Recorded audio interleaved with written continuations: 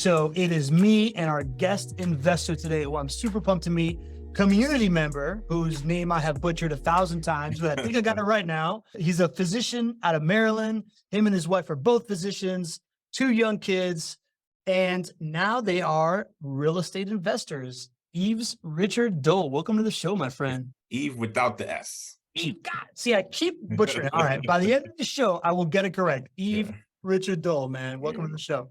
Glad to be here. You know, it's a privilege, exciting. I told you like before, it feels like I'm watching a celebrity. Well, we're about to make you a celebrity. Eve, what's your story, man? How'd you get started in real estate? Definitely. My wife and I, we were raised in New York. Our family heritage is from Haiti. We were both born there and emigrated as young kids. And we chose the medical field, and we settled in on living in Maryland after my wife did her training there. And, we were working and we realized that the cost of living was going up. We needed to save for a lot of things.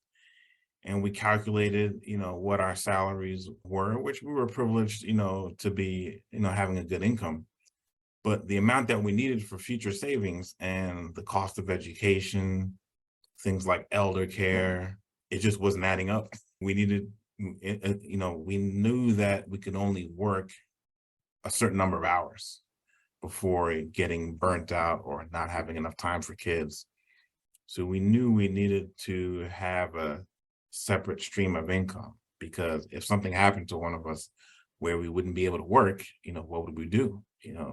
So real estate became the ideal vehicle for that. So we did a lot of reading. Yeah.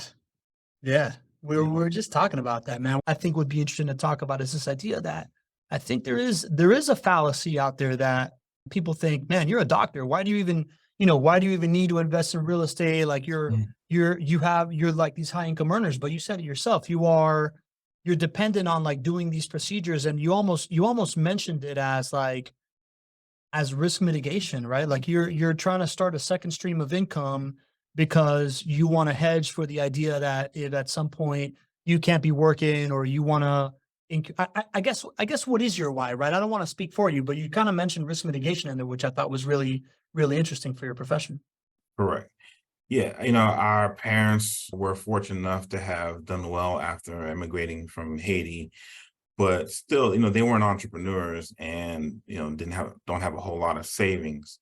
So, watching them worry about how they're going to pay for certain things, especially in retirement, got us thinking and became part of our why. We have 2 kids who are both 7 and 9, and there's a website where you can type in the future year and find out how much education is going to cost at that point. And then we looked at each other and we're like, this is ridiculous, so we realized that, real estate was one way that we can try to, hedge for our future. The stock market, we were interested in participating in, but it can be a little complex, especially when, you're still busy keeping up with all the new advancements, in the medical field, so it's hard to keep up with all of that. But real estate felt very tangible and something that we could try to do on our off time whenever that came. Yeah, which I'm sure takes some planning for 2 physicians with kids. And then you said you started doing some reading, right? Like where did you start? Did you start like everybody else with Rich Dad Poor Dad? Did a friend give you kind of like a tip on how you got started?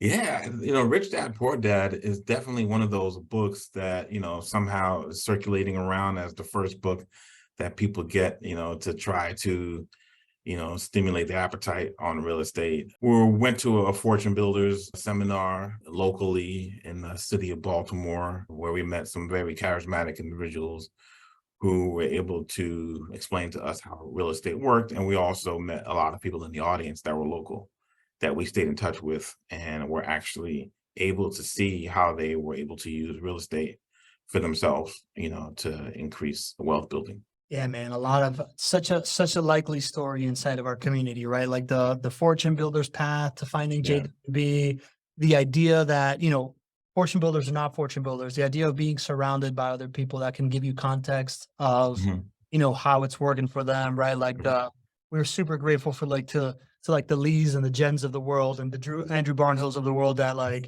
we'll give people their number and be like, Yeah. yeah, come talk to me about this thing, right? It's Yeah, that and then you mentioned earlier about, starting off as a physician in the Y, and one of the things that we were calculating is how much money we owed. Coming from college to medical school, yes, there is a good salary to be had in medicine, but the amount of years it takes to catch up sometimes prevents, wealth building for a lot of physicians. Sometimes it could be very difficult. And so when we calculated how much money we owed collectively, I'm not going to give the exact number, but it was in the six figures, high six figures. Yeah.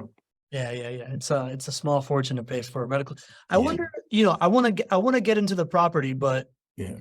would you call that, we talk a lot about smart debt on the show. Mhm. Would you consider medical school and higher education loans smart debt? I mean, I guess it does set you up for a high income earning career.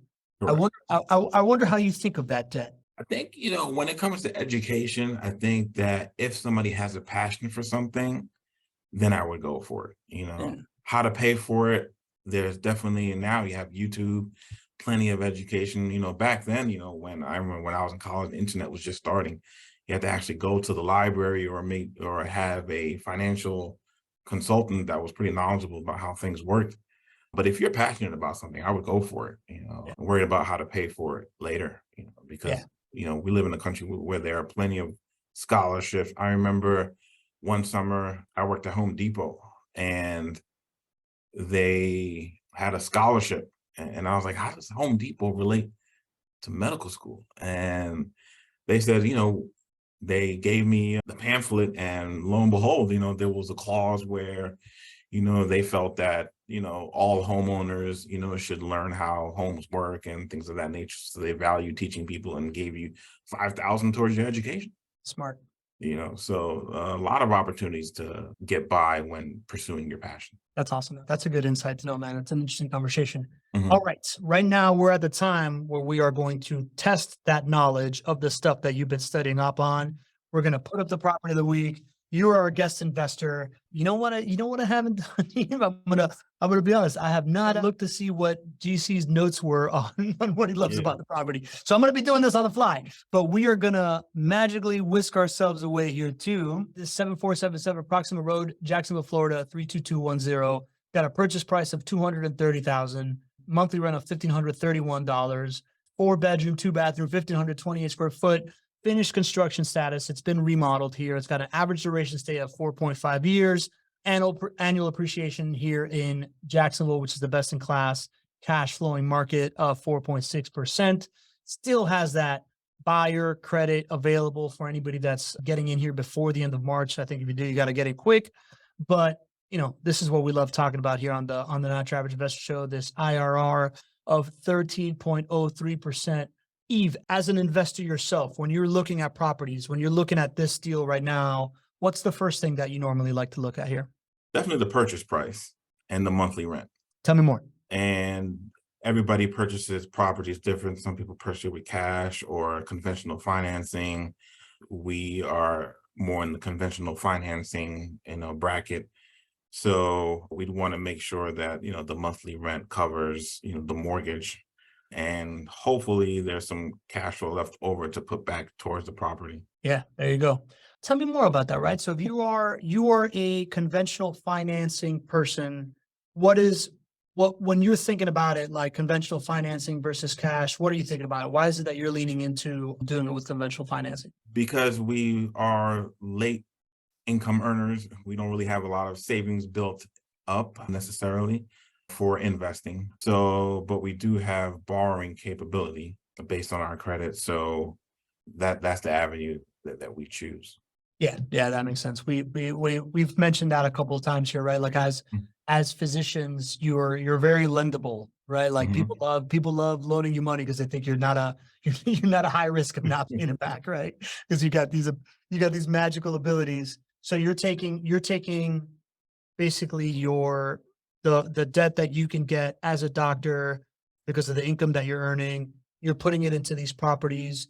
You were talking about this idea that you want to, kind of like hedge against like losing a job or something like that. You want to be able to pay for college later.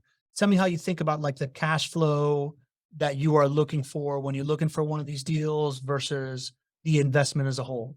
Sure. The investment as a whole, for real estate, we hope to appreciate over time. So we're trying to play the long game. And we know that as long as we can have the place occupied and have the tenant pay down the mortgage, in time, we'll be in good shape. Yeah, got it.